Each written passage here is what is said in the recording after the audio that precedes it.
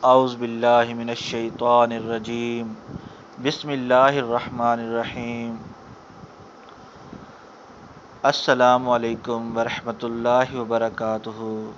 تمام دوستوں کو میرے یوٹیوب چینل نیچرل ٹپس میں خوش آمدید۔ دوستو، اگر آپ میرے چینل پر نئے ہیں تو پلیز میرے چینل کو سبسکرائب کر دیجئے، میری ویڈیوز کو لائک، شیئر اور کمنٹ کر دیجئے۔ چلتے ہیں آج کے ٹاپک کی طرف۔ دوستو، آج کا ہمارا ٹاپک ہے گھر میں، دکان میں، کاروبار میں خیر و برکت لانے کا طریقہ۔ ایک مفتی صاحب کا بیان۔ کچھ ماہ قبل کی بات ہے، ایک محبت و عقیدت کے رشتے میں بندھے ایک صاحب ملنے آئے اور بولے، مفتی صاحب، میرا کاروبار بہت عمدہ تھا، میں لاکھوں کماتا تھا، گاڑی تھی، بہترین زندگی تھی، آج بھی وہی کاروبار ہے، مگر گاڑی نہیں، وہ خوشحالی نہیں، دن بدن قرض کے بوجھ تلے دب گیا۔ چونکہ رزق کی فراوانی تھی اور اب مشکل سے گزارا ہوتا ہے۔ سنا ہے آپ روحانی علاج کرتے ہیں، چیک کیجئے، کوئی جادو ٹونا، کوئی بندش، کوئی نظر بد نہ ہو، کاٹ دیجئے، تعویذ دیجئے، وظیفہ دیجئے، تاکہ پھر سے وہی خوشحالی ہو، وہی حالات لوٹ آئیں۔ میں بہت پریشان ہوں۔ یہ کہتے ہوئے وہ صاحب رو پڑے۔ میں نے ان سے کہا، پریشان نہ ہوں، میں آپ کے گھر کے برتنوں پر دم کروں گا، خوشحالی لوٹ آئے گی۔ انہوں نے کہا، کیا مجھے گھر کے برتن لانے پڑیں گے یا آپ گھر آئیں گے؟ میں نے کہا، نہ میں گھر آؤں گا، نہ آپ کو برتن میرے پاس لانے پڑیں گے۔ بس کرنا یہ ہے، دھونے والے برتن جب کچن میں جمع کیے ہوں تو ان آلودہ برتنوں کی تصاویر 3 دن کی روز لیں اور چوتھے روز وہ تصاویر موبائل میں لے آئیں، میں ان پر دم کر دوں گا، سب ٹھیک ہو جائے گا۔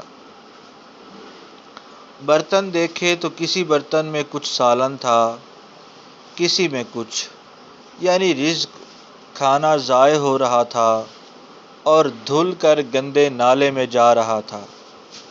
میں نے پوچھا، یہ برتن ہیں، ان میں کھانا ہے، جیسے سالن وغیرہ، اس کا کیا کرتے ہو؟ وہ صاحب بولے، ظاہر ہے کہ دھل کر یہ سب نالی میں جائے گا۔ میں نے ان سے کہا کہ میں دم نہیں کروں گا۔ انہوں نے وجہ پوچھی تو قصہ مختصر۔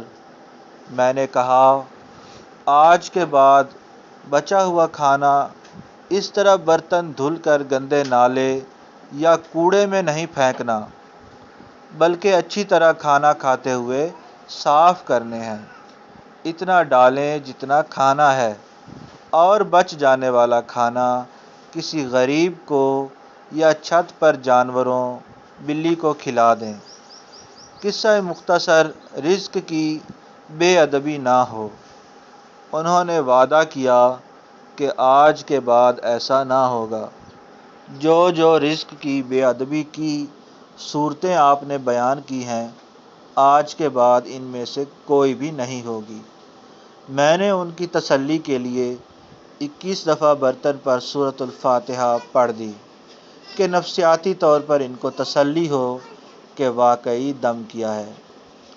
کچھ دن بعد وہ ملنے آئے اور مجھ سے گلے ملے اور رونا شروع کر دیا، ہاتھ چومے اور حد سے زیادہ عقیدت کا اظہار کیا اور بولے، مفتی صاحب، اب میرا کاروبار بہت بہتر ہو گیا، بہترین اور بڑے بڑے آرڈر دوبارہ ملنا شروع ہو گئے۔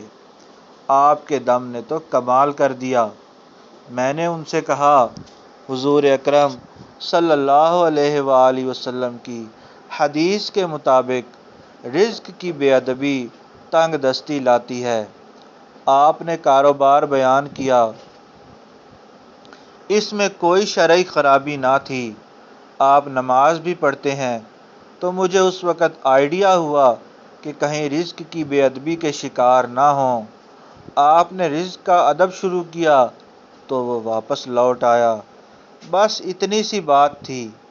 اس نے عزم مصمم کیا کہ انشاءاللہ مرتے دم تک رزق کے ایک ذرے کو ضائع نہیں ہونے دوں گا اور اس کے ادب و تعظیم میں کوئی کسر نہ چھوڑوں گا۔ میں نے کہا، اگر آپ نے واقعی ایسا کیا تو واپس گاڑی بھی آئے گی اور بینک بیلنس بھی۔